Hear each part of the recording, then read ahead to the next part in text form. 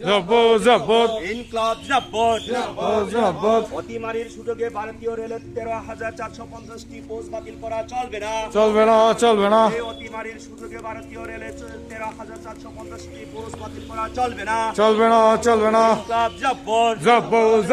এই যে কেন্দ্রীয় সরকারের এই বেকার বিরোধী নীতির বিরুদ্ধে দলের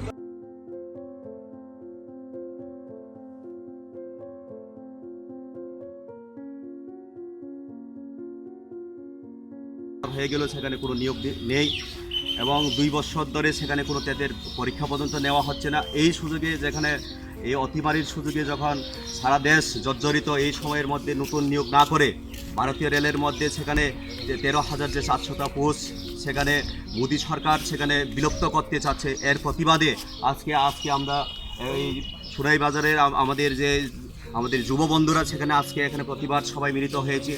এই নীতি যদি সিদ্ধান্ত যদি পরিবর্তন না করে আগামী দিনে আমরা উপজাতি যুব ফেডারেশন এবং ভারতের গণতান্ত্রিক যুব ফেডারেশন আমরা সারা ত্রিপুরা রাজ্যব্যাপী এবং সারা দেশব্যাপী আমরা সেখানে আন্দোলন আমরা গড়ে তুলব।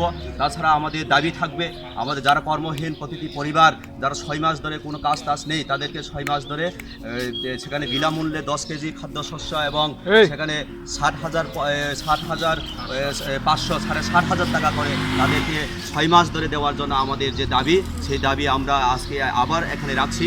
যদি সেই দাবি পূরণ না হয় আমরা আগামী দিনে আরও বৃহত্তর আন্দোলনে আমরা সামিল হব। তাছাড়া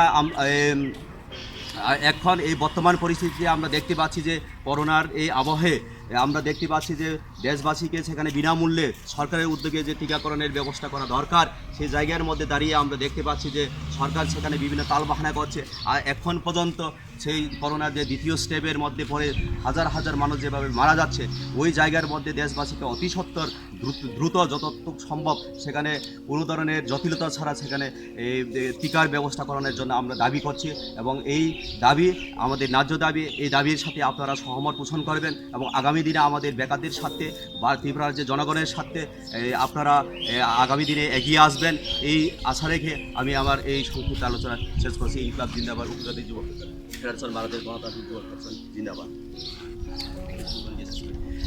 কমরেড সবাই মিলে আওয়াজ তুলুন।